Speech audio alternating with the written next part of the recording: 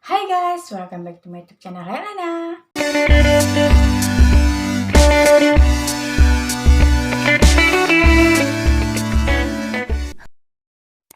Oke teman-teman, di video kali ini aku akan berbagi tips ke teman-teman cara bagaimana program hamil yang teman-teman lakukan sendiri di rumah itu sukses.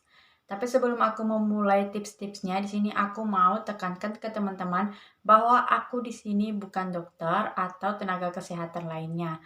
Aku di sini hanya akan menjelaskan sesuai pengalaman aku. Nah, oke, kita langsung aja masuk di tips yang pertama. Nah, di tips yang pertama ini, teman-teman harus menjaga pola makan dan pola hidup sehat. Pola makan ini pola makan yang seperti apa sih? Dan pola hidup yang seperti apa? Nah, pola makan ini yang seperti teman-teman harus menjaga asupan makanan yang teman-teman konsumsi setiap hari di masa teman-teman melakukan program hamil. Nah, mulai dari sejak kapan kita melakukan makanan sehat ini? Sebenarnya kita memang setiap hari harus mengkonsumsi yang makanan sehat atau menjaga pola hidup sehat. Nah, tapi kalau bagi teman-teman yang memang dari dulu sukanya makan junk food, yang nggak sehat-sehat gitu, yang instan-instan, nah teman-teman kalau lagi promil tolong dikurangi. Nah, aku juga kan termasuk orang yang dari dulu memang makan yang nggak sehat-sehat kayak gitu. Nah, jadi aku ubah mulai dari aku memulai program hamil. Nah, aku memulai program hamil, jadi misalnya aku menstruasi mulai dari tanggal 1 Juli gitu kan. Nah, dari tanggal 1 Juli aku menstruasi itu, aku sudah mulai menerapkan pola hidup sehat atau makan yang sehat-sehat, yang berserat seperti misalnya aku mau makan banyak buah-buahan, kemudian aku juga mengurangi makanan junk food yang berminyak-minyak, terus aku memperbanyak makan kacang-kacangan seperti misalnya pagi-pagi aku memakan bubur kacang hijau atau teman-teman bisa mengganti bubur kacang hijau menjadi energen yang rasa kacang hijau. Nah, untuk pola hidup yang aku maksud di sini, nah teman-teman bisa mencoba misalnya kayak pagi-pagi itu lakukan olahraga sedikit atau yoga untuk melancarkan sirkulasi darah dan jadi bisa misalnya kayak mau menjelang ovulasi itu tubuh kita itu lebih siap dan lebih bugar sehingga ketika kita sudah mempersiapkan diri masa ovulasinya itu berhasil dibuahi gitu ya. Nah, jadi di sini aku sesuai pengalaman aku melakukan pola hidup sehat seperti melakukan yoga. Nah, yoga-yoga bukan yoga yang pergi-pergi untuk ada tutornya gitu, bukan, aku melakukan yoga sendiri di rumah. Pokoknya ini semua itu serba di rumah, tanpa dokter, tanpa bantuan orang lain. Nah, di sini yoga yang kulakukan itu aku nonton dari YouTube, aku nonton channelnya yang ini. Nah, jadi aku ikutin yoga-yoganya yang ringan-ringan aja. Jadi pagi-pagi itu atau sore, terserah teman-teman kapan waktunya aja. Tetapi jangan siang ya, tapi kalau bisa pagi atau sore. Nah, itu membantu banget. Selain tubuh kita menjadi sehat, maka darah kita tuh kayak mengalir gitu, jadi lebih bugar gitu. Nah, itu membantu banget untuk menjelang ovulasi supaya berhasil untuk dibuahi. Nah, kita masuk ke tips yang kedua. Nah, di tips yang kedua ini sesuai pengalaman aku juga mengkonsumsi asam folat. Teman-teman bisa membeli di apotik yang namanya Volapid. Pokoknya banyak deh macam-macamnya di apotik. Nah, teman-teman pilih yang kadarnya rendah aja dulu, jangan langsung yang tinggi. Nah, aku mengkonsumsi itu bukan mulai dari aku menstruasi. Nah, misalnya gini perhitungannya. Jadi aku menstruasi di tanggal 1 dan selesainya misalnya di tanggal 5.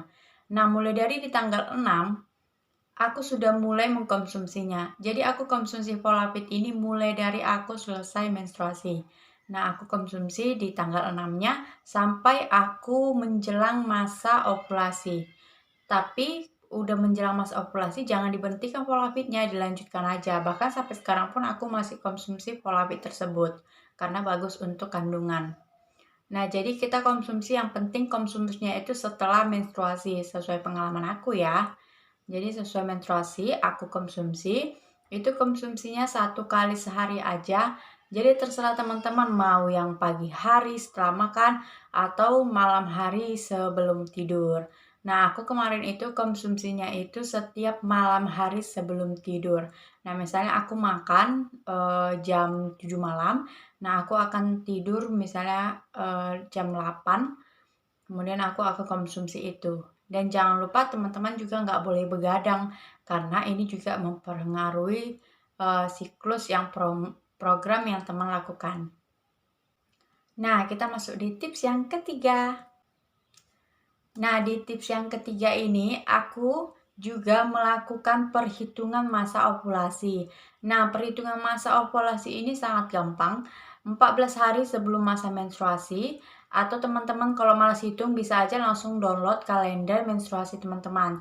Nah, di situ sudah bisa jelas banget teman-teman bisa mengetahui kapan teman-teman masa ovulasi.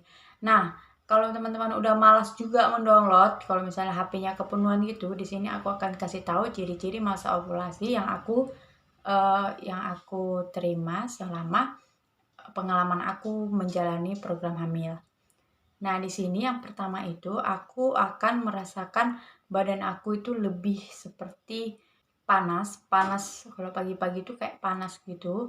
Kemudian malam-malam kayak agak dingin gitu, tapi yang nggak dingin-dingin banget, cuman beda aja dari yang biasanya.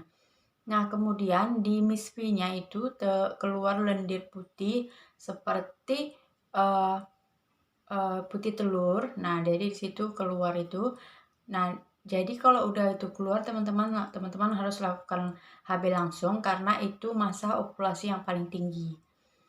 Nah, kemudian kalau misalnya teman-teman merasakan lebih bergairah, itu juga ciri-ciri ovulasi yang aku rasakan selama aku menjalani program hamil. Nah, oke, yang terakhir kita masuk ke tips yang keempat. Nah, di tips yang keempat ini teman-teman, yang paling penting, jangan pernah mendengarkan omongan orang lain. Misalnya kayak yang, kapan kamu hamil? Atau, kok belum berisi sih? Atau, udah nikah kan? Kok belum hamil? Yang seperti itu. Teman-teman jangan masukkan hati, atau teman-teman juga jangan pernah memikirkan hal tersebut, karena semakin teman-teman berpikir atau stres memikirkan hal-hal tersebut, misalnya kayak omongan orang lain atau nggak hamil-hamil seperti itu, maka program hamil yang teman lakukan akan sia-sia, karena stres memicu juga untuk masa subur kita ini seharusnya bisa membuahi gitu ya. Jadi nggak bisa sama kayak misalnya kayak kita mau menstruasi, kita terlalu stres nih, maka kan kadang tuh yang menstruasinya jadi telat, atau bisa jadi kecepatan, atau bisa jadi hanya flat-flatnya aja yang seperti itu. Jadi jangan stres, atau jangan terlalu berharap untuk mempunyai momongan, karena rezeki itu udah ada yang ngatur, kita hanya berusaha dan meminta kepada Tuhan. Nah, jadi teman-teman jangan terlalu berharap, kayak misalnya berharap setiap kita tes pack itu hanya garis satu, teman-teman jangan terlalu berharap atau terlalu mengeluh. Jadi lakukan aja yang sebisa teman-teman, lakukan aja promilnya dengan bahagia, dengan senang hati, dengan ikhlas, dan teman-teman jangan terlalu memikirkannya. Karena semakin kita pikirkan, kita akan semakin stres, kemudian promilnya gagal deh. Nah, oke teman-teman, bagaimana pengalaman aku ini? Apakah bermanfaat bagi teman-teman? Kalau bermanfaat, jangan lupa channel ini di like, komen, dan subscribe, share ke semua sosial media teman-teman. Semoga pejuang garis 2 di tahun ini akan mendapatkan momongan. Terima kasih. Everybody fucking